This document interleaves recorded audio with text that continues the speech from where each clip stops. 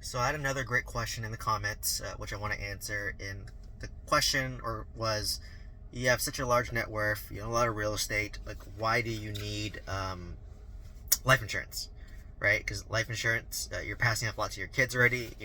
My future kids are gonna inherit my properties, assuming I keep them.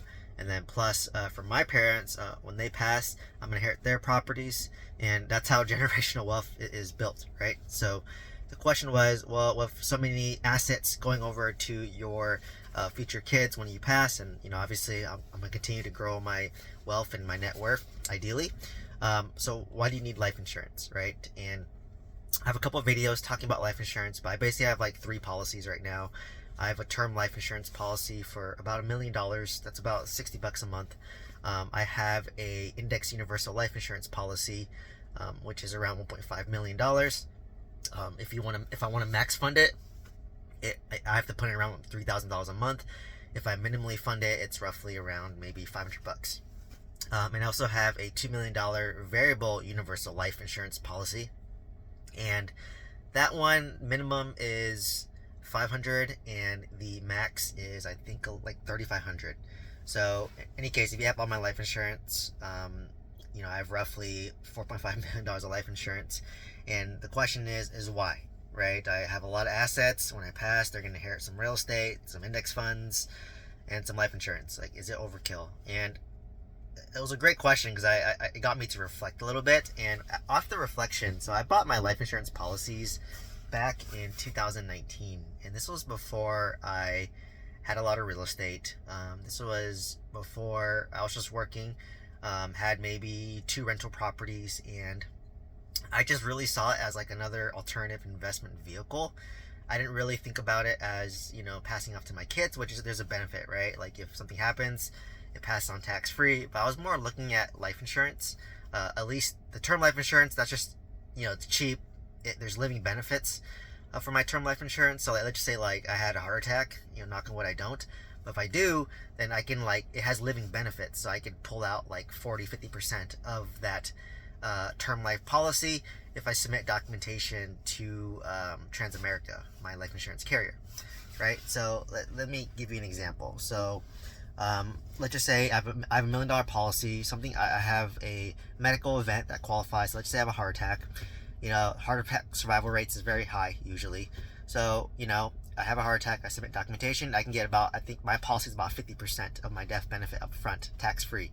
So I could potentially get $500,000 tax free to survive something that has a high survival rate, right? So there's living benefits today, but the downside of term is it's cheaper. But when I think I got it at 29, so when I'm 59, 30 years later, my term policy will lapse. So what that means is, if let's just say you were to pass away at 60, your term policy lapsed. You don't get your beneficiaries don't get any money, right? Another one is my index universal life and variable universal life. So this one's for the whole life, right? You have to max fund it, and once it's done being max funded, you don't put any more payments in there, and it's going to grow. It's going to compound tax free. So what's nice about index universal life insurance is, a lot of people, you can take loans against your policy, and those loans are considered tax free, right? Because you're taking a loan against your policy. You may have to pay like a 1% loan fee to use your money, but you can take out the money tax free, and then you can use it for yourself too. So I just say, I started my whole life insurance policies at, I think, 29 and 30, and by the time I'm maybe 60, it's been 30 years, and it's paid off, and it's that compound growth that's tax free, right?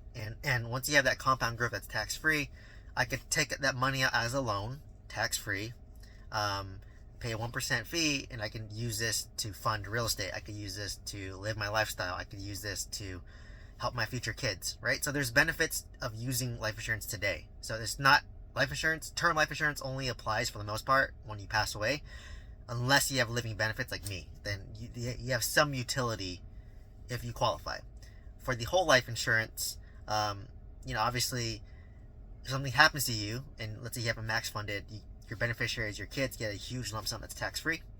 However, if I do, live long enough, and hopefully I do, that money you could take out as a loan and use it for yourself. So there's utility to using life insurance for yourself, right? Like, people just think life insurance is only good when you die, but there's ways to use it to help you today, right? Like, I think Disney was initially seeded with life insurance money, a whole life insurance policy, right? So there's utility using it today. So what I could do is I could have literally, let's say, a $2 million policy, and let's say over time, the cash value in that policy grows up to $2 million, and I can literally take a loan against it, spend it all, and when I pass, my beneficiaries get paid out whatever the $2 million life insurance policy minus the loan that I have on the insurance. So let's just say I happen to have $1 million loan on the policy because I took it out to live, then my kids would get $1 million,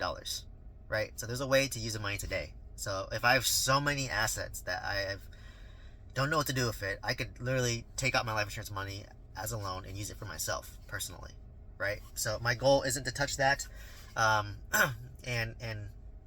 do it possible. And another thing that I thought too is like, I'm really into real estate, right? And I might have 2 kids that don't care about real estate. It's a possibility. I've bought from owners where they're selling because their kids don't care about real estate. They're selling seller finance because their kids don't care about real estate, but they want to give their kids this monthly income, right? That they can use to live their life.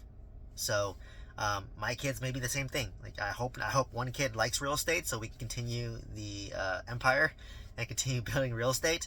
But I may get a kid who wants nothing to do with real estate. I may have a kid who likes business. I may have a kid who has, I don't know. Like each kid has their own personality. It's hard to predict, right? So if that's the case, and let's say none of my kids like real estate, then maybe I'll be in a situation later down the road where I'm selling my real estate, or maybe I'm selling my properties, seller finance, and giving them that cash flow, right? So if that's the case, life insurance is a good alternative, right? So maybe I can just live off my real estate, or sell my real estate, live off that, and then give my kids my life insurance policy whenever I pass, right? So to me, a whole life insurance, at least in my mind, is a game for the wealthier, a game for those with a decent net worth, and a game for those who want an alternative investment vehicle and a tool in your tool belt, right?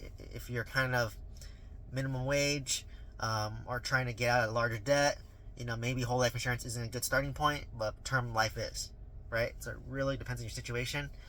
For me, I view whole life once again as a game for those who are like upper middle class to upper class. Like Jim Harbaugh, he was a coach at Michigan now for the Chargers. He asked for some of his compensation not to be like income, but to literally give him like a max funded whole life insurance policy, right? For like a couple, I don't even know the amount, but it's like 20, 50 million, right? So it's really a game for the rich. It's really what rich people use to pay their inheritance tax. So once you're above, I think like $23 million of assets, anything above that gets taxed.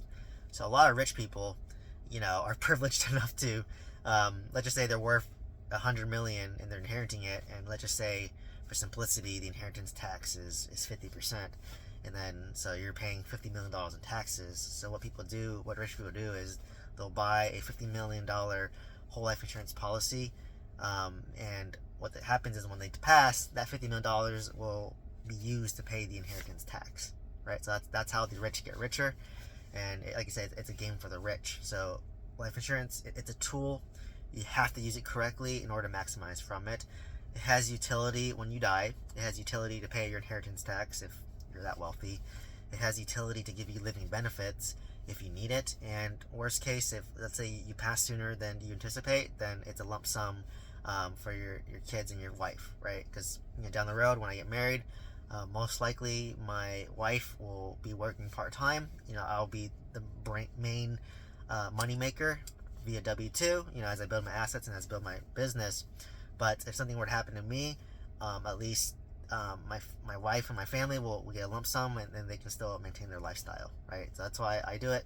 And if I live long, then I can use that money to fund my lifestyle and my family's lifestyle, right? If my kids don't already have enough to inherit, right? Because like I said, I'm going to inherit from my parents, and then eventually my kids, the grandchildren, will inherit from my parents and then from me, right? So they'll have a lot of assets that are most likely going to be paid off free and clear. So hopefully this answered your question. Hopefully this gave you some insights as to why I do life insurance. It's not for everybody. For some people, it doesn't make sense, right? You have to really analyze your situation, and it doesn't make sense for you. So let me know if you have any comments or questions down below. Happy to answer it. Love this question that someone asked. Thank you again. If you found value from this video, please share it with somebody who can benefit, and please like, comment, subscribe, and share. Thank you so much.